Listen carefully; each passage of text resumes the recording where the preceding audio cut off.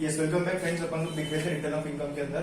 देखो, जब मैं सेक्शन 139(1) की बात कर रहा था तो इसके लिए था compulsory filing of ROI by all the eligible person. उसके बाद में आता था सेक्शन 139(3) जो कि आप लोगों ने सेट ऑफ में भी देखा होगा कि लॉसेस का रिटर्न फाइल करना जरूरी है।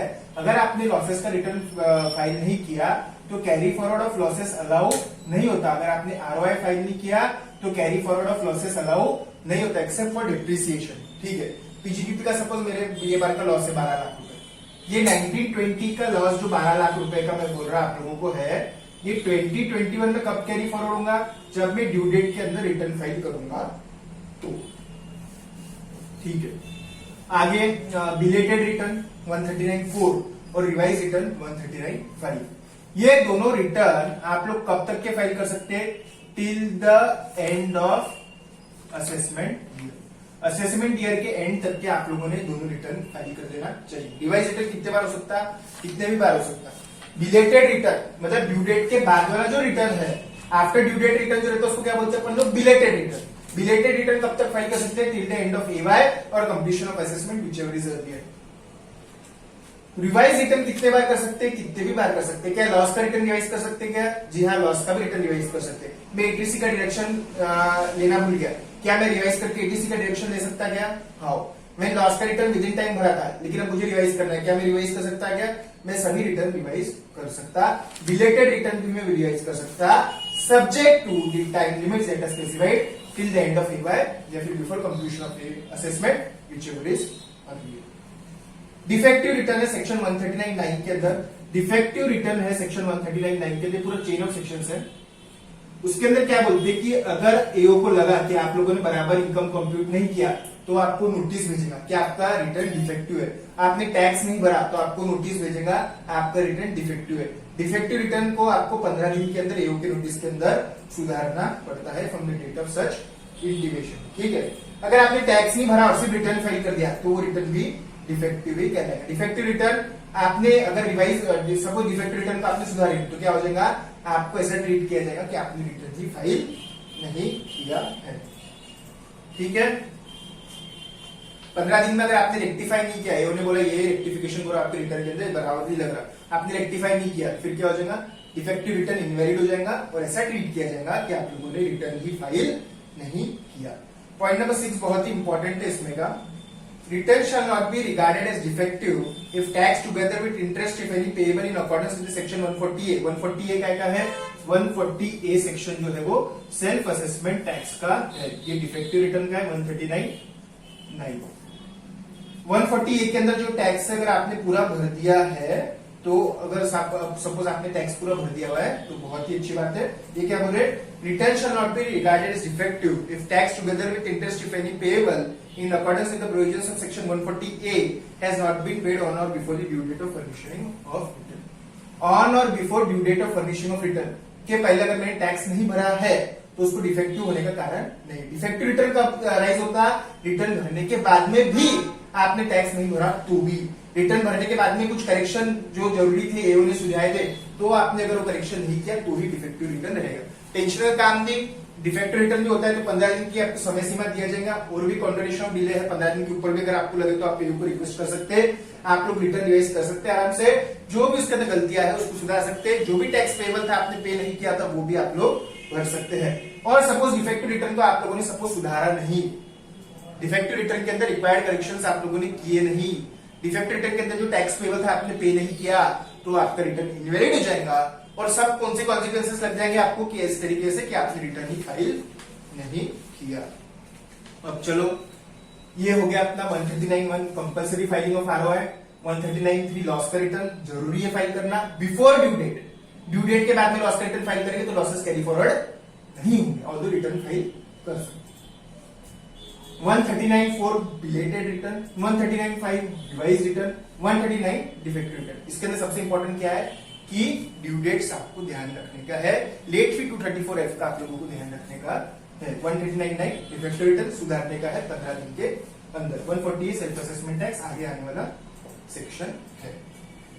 अब आइए सबसे इंपॉर्टेंट सेक्शन जो सबसे पहले आएगा 139A permanent account number PAN and putting of permanent account number in all the documents corresponding to income tax department. किसको पैन लेना है, नहीं लेना है, छूट किसको है, वो सब बात इसके अंदर डिस्कस है। देखो जैसा आपके एग्जाम में आप लोग जाते तो एक आपको सभी लोगों को यूनिक रोल नंबर दिया जाएगा, रोल नंबर जो कि आप लोगों की आइडेंटिटी है। वैसे ही इनकम टैक्स डिपार्टमेंट में आप लोगों की आइडेंटिटी आपका परमानेंट अकाउंट नंबर है। टीडीएस के डिपार्टमेंट में अपना आइडेंटिटी रहता था टैन अकाउंट, मतलब टैन नंबर, ठीक है, tax deduction collection expose account number. Following persons who have not been allotted a permanent account number are liable to apply to AO। Online file करना पड़ता है पैन का application, आप लोगों ने करना चाहिए। 46 से 46B है उसके लिए फॉर्म नंबर। तो एवरी पर्सन टोटल इनकम और total income of any other person in respect of which he is accessible. जैसे फॉरेन कंपनी क्या करती है, अपना एक रिप्रेजेंटेटिव असेसी यहाँ पे बना के रखती है। तो फॉरेन कंपनी के जो भी व्यवहार है वो मेरे थ्रू चलेंगे, तो फॉरेन कंपनी के व्यवहार मेरे थ्रू चलेंगे, तो मुझे पैन अकाउंट नंबर लेना पड़ेगा। एवरी पर्सन टोटल इनकम और total income of any other person in respect of which he is assessable under this act during any previous year exceeds the basic exemption limit. मेरी income अगर 2.5 लाख के ऊपर जाती है तो मुझे परमानेंट अकाउंट नंबर लेना पड़ेगा। किसी और की इनकम 2.5 लाख के ऊपर जाएगी लेकिन उसके लिए मैं असेसेबल भारत में, तो मुझे परमानेंट अकाउंट नंबर लेना पड़ेगा। Every person carrying on business profession whose total sales turnover gross receipts exceeds or likely to exceed। मैं आज बिजनेस चालू कर रहा हूं, मुझे लगता है मेरा टर्नओवर 10 लाख के ऊपर रहेगा, मुझे पैन नंबर लेना है, ठीक है। मैंने अभी बिजनेस चालू नहीं किया था, मैं ऐसी इनकम फ्रॉम अदर सोर्सेस वगैरह इंटरेस्ट वगैरह जमा करता हूं। मुझे लगता है कि मेरा इनकम एक बार 2.5 लाख के ऊपर जाना है, तो भी मुझे पैन नंबर लेना है। मैंने बिजनेस चालू किया, मैं एक्सपेक्ट करता मेरा टर्नओवर 5 लाख के ऊपर रहेगा, मेरी ग्रॉस रिसीप्ट 5 लाख के ऊपर रहेगी, मुझे परमानेंट अकाउंट नंबर लेना है। तो मेरे को कब लेना है परमानेंट अकाउंट नंबर? अगर बिजनेस प्रोफेशन है तो turnover should be above, likely to be above 5 lakh. बोले 5 लाख के नीचे रहा तो क्या पैन नंबर कैंसिल करना है कि नहीं? लाइकली टू एक्सीड है, हो भी सकता नहीं भी हो सकता। और दूसरे लोग जो है अगर उनका बेसिक एग्जामिशन लिमिट के ऊपर जाता तो अगर आप पीजीबीपी के अंदर हो, अगर आपकी रिसीप्ट 5 लाख के ऊपर है, लाइकली टू एक्सीड 5 लाख के ऊपर है, तो pan account permanent account number लेना है। Every person being a resident other than individual which enters into financial transaction of an amount aggregating 2.5 lakh रुपए और वो फाइनेंशियल ट्रांजेक्शन लेन देन के व्यवहार 2.5 लाख के ऊपर आप करने वाले होंगे तो भी परमानेंट अकाउंट नंबर जरूर है। बैंक में तो वैसे भी 50,000 के ऊपर अगर आप कैश डिपॉजिट कर रहे हैं तो भी परमानेंट अकाउंट आप लोगों को लेना ही पड़ता। Every person who is yes okay. तो अपन लोग पैन में है। मैंने बोला आप लोगों को कि अगर आप पीजीबीपी कंडक्ट कर रहे हो, profit and gains of business और प्रोफेशन, मतलब आप बिजनेस में हो, प्रोफेशन में हो, और अगर आपको लगता है कि आपकी टर्नओवर या फिर ग्रॉस रिसीप्ट्स 5 लाख के ऊपर एक्सीड होने वाले, तो आप लोगों को you should apply for PAN to AO. अगर आप कोई एनी अदर पर्सन हो, अगर आपको लगता है कि आपकी रिसीप्ट्स आपके बिजनेस 2.5 के ऊपर आपकी रिसीप्ट्स होने वाली होंगी, एनी अदर होगा तो भी आप लोगों को परमानेंट अकाउंट नंबर के लिए अप्लाई करना है।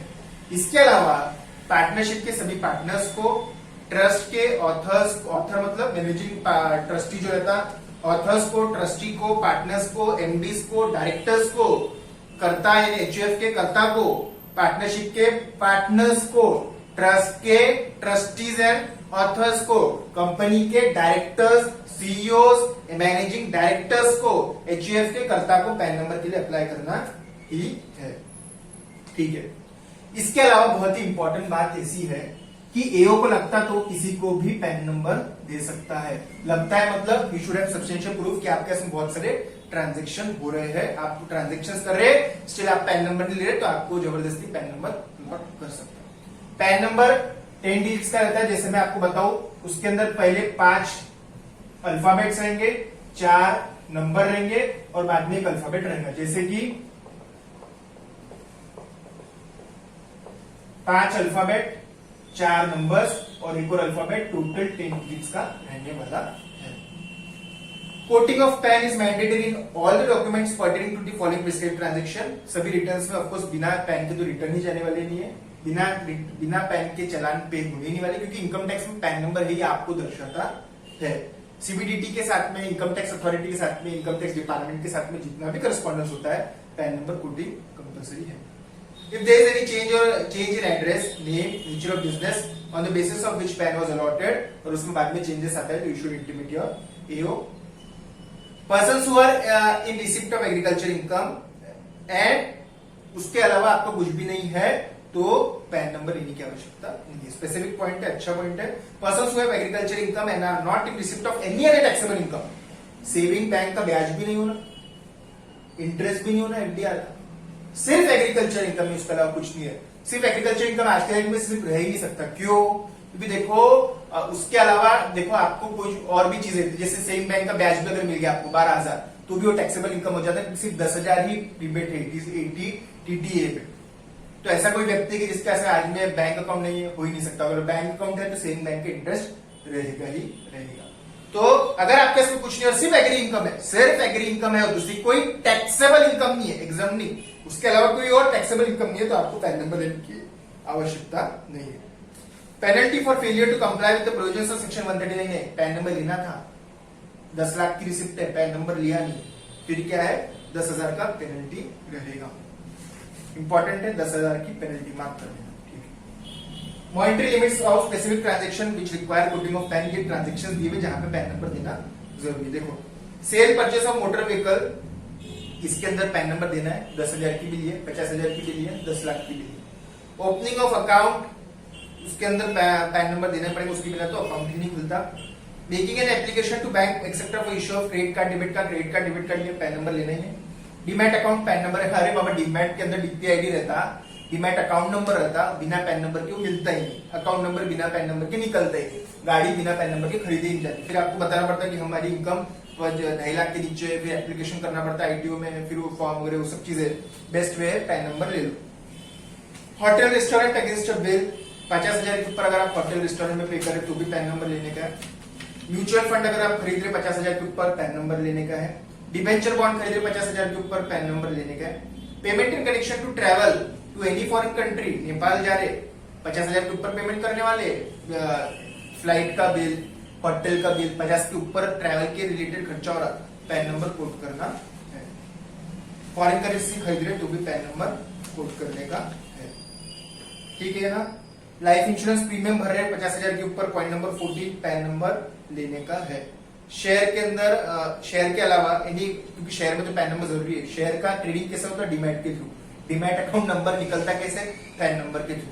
शेयर के अलावा कोई सिक्योरिटीज अगर होगा तो उसके लिए अगर आप कोई सेल परचेस कर रहे होंगे 1 लाख के ऊपर तो भी पैन नंबर कोट करने का है, ठीक है। इमूवेबल प्रॉपर्टी 10 लाख के ऊपर, amount exceeding ₹10 lakh, valued by stamp valuation authority refer to 50C। 50C क्या बोलता था? गवर्नमेंट वैल्यूएशन का स्टैम्प ड्यूटी वैल्यूएशन बोलते थे। 10 लाख के ऊपर आप कोई प्रॉपर्टी का लेवा बेची कर रहे तो भी पैन नंबर देना जरूरी है। और सेल और purchase by any person of goods और services of any nature other than above, जैसे कि है ना कि मैं आपको सेल कर रहा, क्या मैं हूँ गोल्ड, सोनार का दुकान है मेरा, मैं 2.5 लाख का आपको एक ऑर्नामेंट बेच रहा हूं, मेरे को आपसे पैन नंबर लेना जरूरी है। 2 लाख के ऊपर अगर मैंने कुछ भी चीज आपको बेची तो मुझे आपसे पैन नंबर लेना जरूरी है, ठीक है। आप परचेस करें तो आपको देना जरूरी है, मैं सेल कर रहा हूं तो मुझे आपसे पैन नंबर लेना जरूरी है। नीचे आ जाइए। In case of minor who does not have income chargeable to income tax, PAN of his father or mother or guardian is required. Of course छोटा बच्चा है तो उसका पास पैन नंबर नहीं, क्योंकि उसकी इनकम नहीं है। क्या छोटा बच्चा माइनर पैन नंबर निकाल सकता क्या? How? A minor can have a pan number, a minor can have a bank account number, a minor can have a demat account number, a minor can pay LIC premium, minor can purchase share, minor can apply N IPO। I repeat, minor can have a pan number, ले सकते, कोई हर्ज नहीं है, जरूरी नहीं है। Further any person does not have a pan number who enters into transaction specified in this rule. ऊपर सपोज जैसे यहाँ पे बोला था कि बैंकिंग कंपनी के अंदर, कोऑपरेटिव सोसाइटी के अंदर, कोऑपरेटिव बैंक के अंदर आप 50,000 के ऊपर अगर आप कैश डाल रहे तो आपको पैन नंबर देने का है। मेरे पास पैन नंबर नहीं है तो मैं क्या करूंगा? फॉर्म नंबर 60 दूंगा। फॉर्म नंबर 60 मतलब क्या? एक ऐसा फॉर्म जो कि AO इश्यू करता है आपको, जहां पे आप लिख के देते हो कि मेरी 2.5 लाख के ऊपर इनकम नहीं है, इसलिए मैंने पैन नंबर नहीं लिया, इसलिए मैं आपको पैन नंबर नहीं दे सकता। Provisions of this rule shall not apply to central government, state government है, काउंसिलर ऑफिसर्स, उनको ये चीजें अप्लाई नहीं। इंपॉर्टेंट बात है यहाँ पे 10 नंबर का point, cash deposit in banking company about 50,000 you are required to give PAN number. If you are not having PAN number because your income is below the exemption limit 2.5 lakh, you have to give a form which is known as form 60। No PAN, मेरे पास pan नहीं है क्योंकि मेरी income less than 2.5 lakh.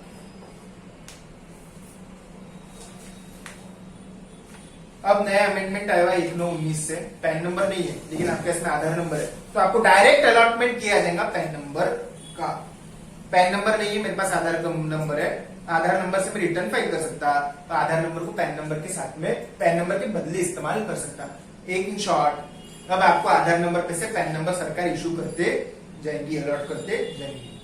Every person is required to furnish or intimate or quote his PAN number, will furnish or intimate or quote his Aadhaar number from 1/9/19। Aadhaar number होना जरूरी है, उसको अपने आप पैन नंबर मिल जाएगा। मतलब PAN and Aadhaar are not interchangeable.